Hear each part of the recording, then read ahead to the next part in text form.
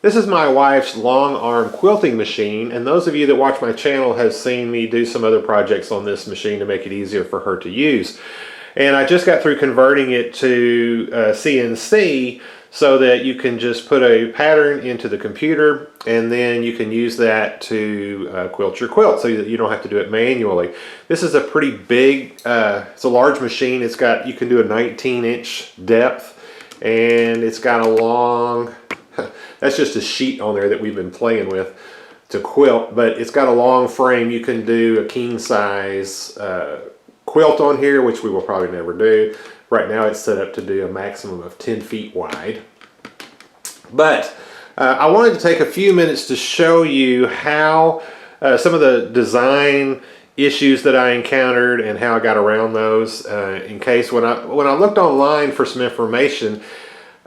I'm sure people have done this before. I only found a couple of instances and there was very few information. There were quite a few people asking questions, but pretty much no answers. So I just wanted to show you how I designed it. Now I've just gotten this set up, and this was kind of a proof of concept kind of thing, and so I kind of put it together. That board looks kind of crappy, and you know, the truth is I probably will leave it like this forever, but I should have painted it before I put it on here. But anyway, that aside, so it's the brain of this is this black box right here, and I did a separate video on that which came out before this video, so it's on my channel if you'd like to see it. I'm not going to go in depth here, but that plus the software, this is put out by Open Builds, and so that is the brains. It's the motion controller, it's the CNC board, and then the power supply over here. You have those two,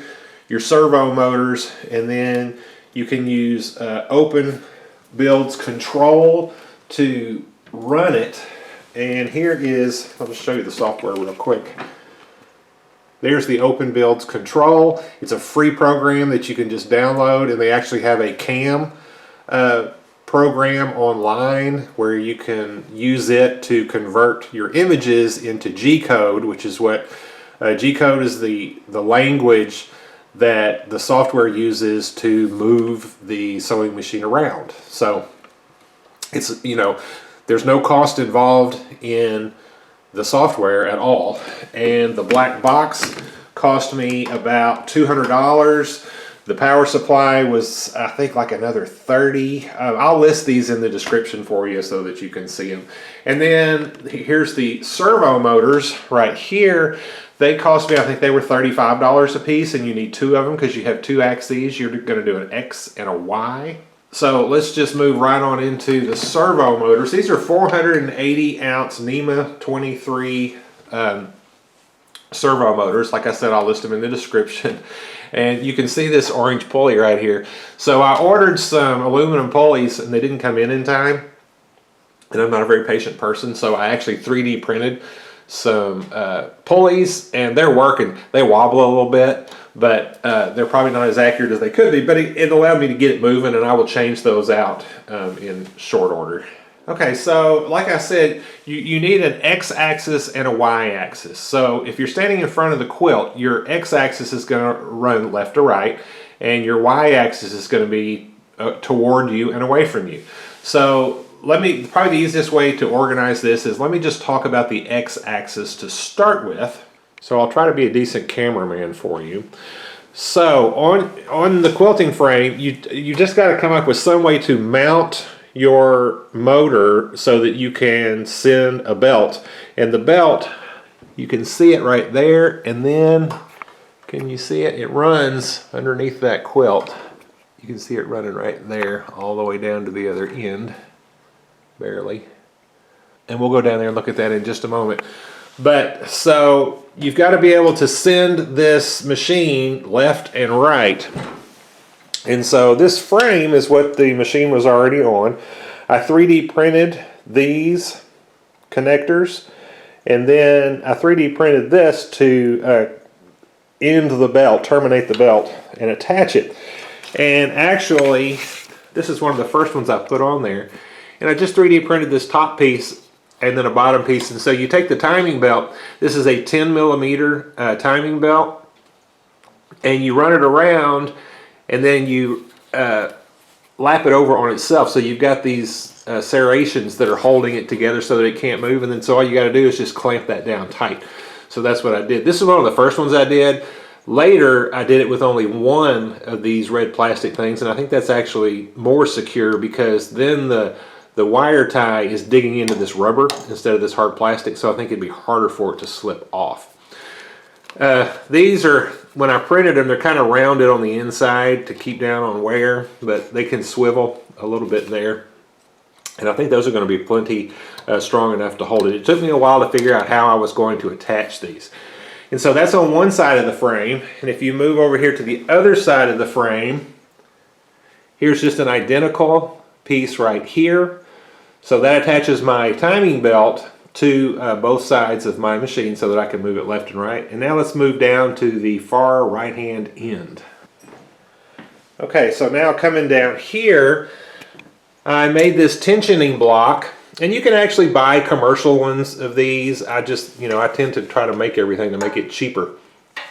So this is just a 10 millimeter idling pulley.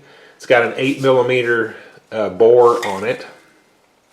And then I just put a bolt through the back of it, and on the back side over here, right there, it's kind of in the dark, is a wing nut. And I use that to tension the belt. So that's my belt tensioner right there.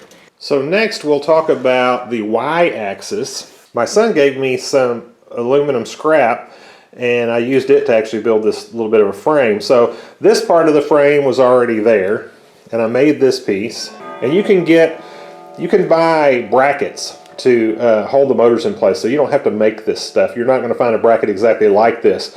But you would find a bracket that is already cut out, has a place for the screw holes and for the motor to mount in there. And they come in, L shapes and a lot of different shapes, and you'll just have to, adapt those to what you need. So my motor's mounted here, and then this belt, as this belt runs kind of in a horizontal fashion, this one runs in more of a vertical fashion. And so it runs from here to the back. And let me go around there, but it's going to be hard to kind of show you how it attaches to the machine. I have big hands, and a lot of this was really kind of fiddly little work to do. So up front there is where we were looking at the motor, and it runs underneath the machine to here. So I've got another one of those connectors like we had on the X-axis in the front, and there's another one in the back. And then I bent a piece of aluminum just in an L shape, so I'm just bolted to one end, and then on the other end I have a bolt that goes into a U-shaped bracket right there, you can see.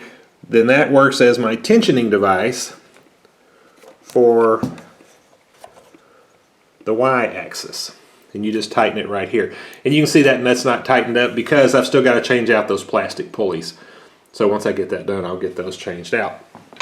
And then that runs, push this forward a little bit, that runs back here to the idler pulley that's mounted a lot like the same. I've got just a piece of aluminum here that is bolted to the frame, and then this is just an 8 millimeter piece of rod that is shoved down on. Now you've got to get some wires to this part of the machine that moves, and there's a chase in the front right here that came with the machine, and that's what runs the power cord to it, but there wasn't enough room in there to run the rest of this. Apparently I needed, when I looked at the wire size, I needed size 16 gauge wire to run these motors when they had to run this length being DC.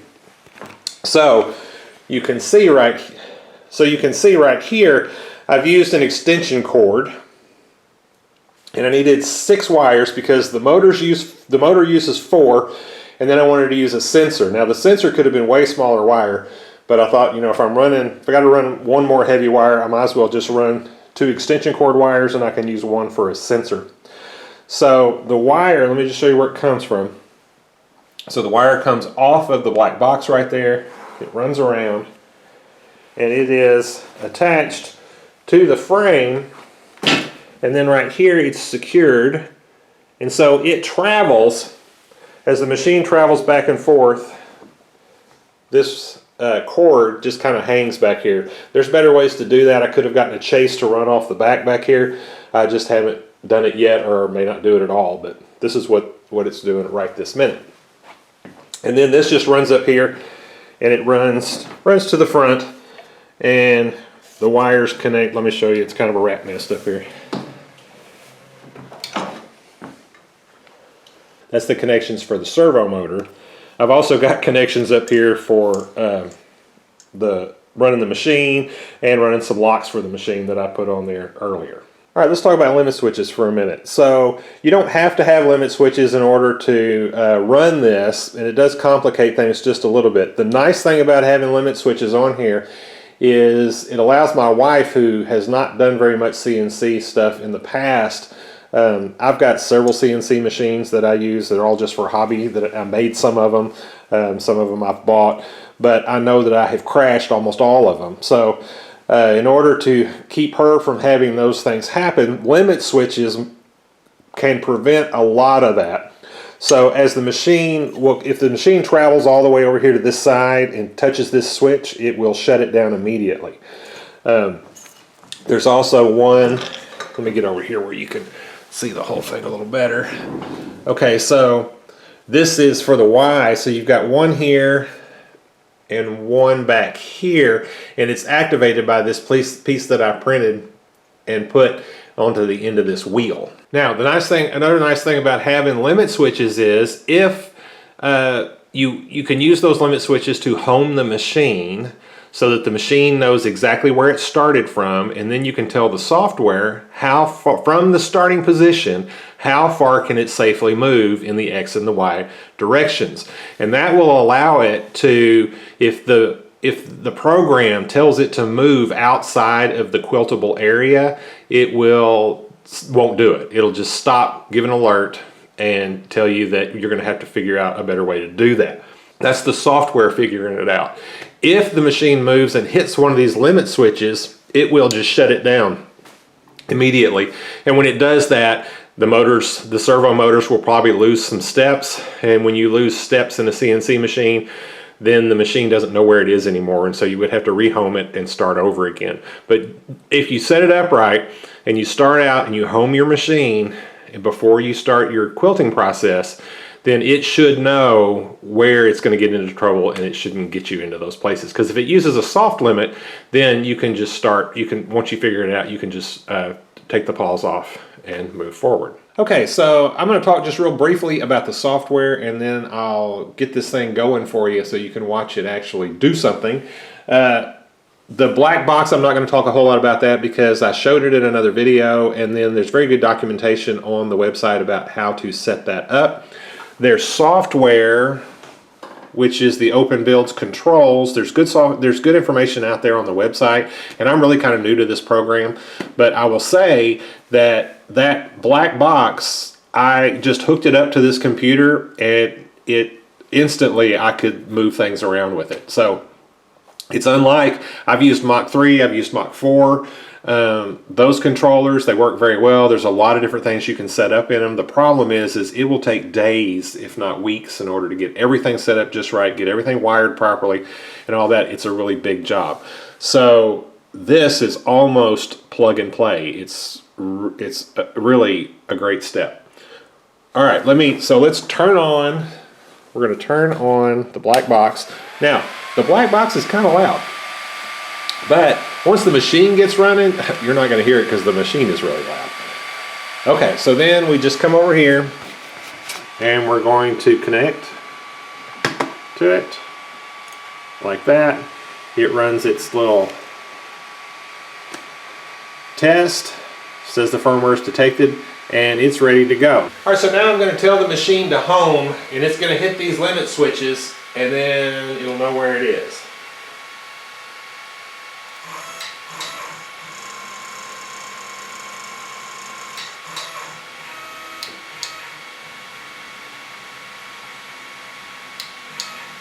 Okay, so now it knows where it is in the world, and so now I can tell it to move. So I'm going to tell it to move 1 inch that way on the x-axis.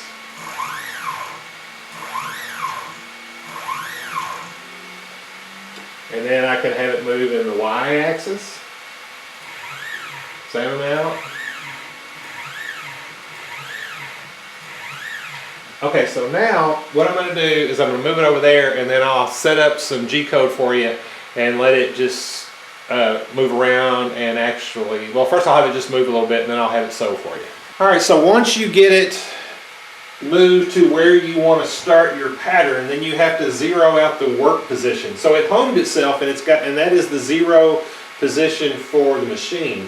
Now you need a work zero position. So you bring it over to where you have it, where you want to start, and you set your work zero, which is easy to do in that software, and then we'll tell it to start. It's going to go to the far end down there and get ready to start quilting. I've got a pause put in the G code because, you know, in this world, when you use the CAM software or whatever software you use to make the G code from your pattern, you can choose things like a router or a laser or a plotter or, you know, a plasma torch, but none of them are sewing machines. So all of those things, it thinks it can turn the laser on and off when it needs to. It thinks that it can turn the router on and off when it wants to. It can lower it in and out of position. But for this machine, there's a stitch regulator on this machine. That's what regulates how fast the machine sews. And it only sews when it moves. So I'm not controlling the stitching of this machine at all. The stitch controller is doing that, and you can buy those separately. If you have a Longarm quilting machine, it probably has a stitch regulator on it. Okay, so in other words, so what I have to do is I've got to move this in position. In the G code, I told it to stop, so it's going to go all the way over there, find its position, and it's going to pause, and then I can go start the machine and tell it to start the G code again, and it will continue to finish out the pattern, and then when it gets to the very end, it'll pause again, let me stop the machine, and cut the thread. All right, so here we go.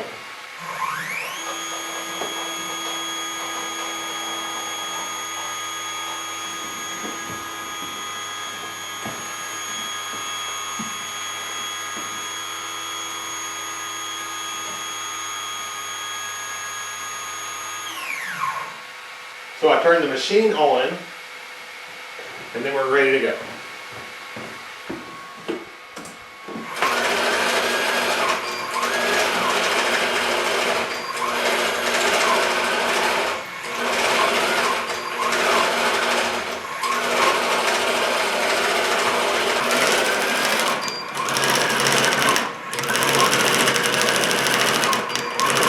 Now, it's not sewing right this second, there's no thread in it because the bobbin was empty, but you don't really need that to see the motion of it.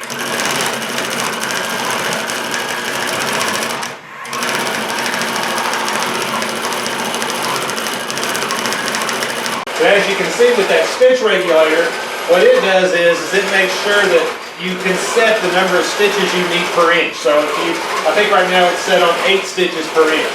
So no matter whether it's going in a circle or a line or whatever it's doing, when it moves an inch, it'll put 8 stitches into that inch as it sews around. And stitch regulators are a very common thing in Longarm sewing world.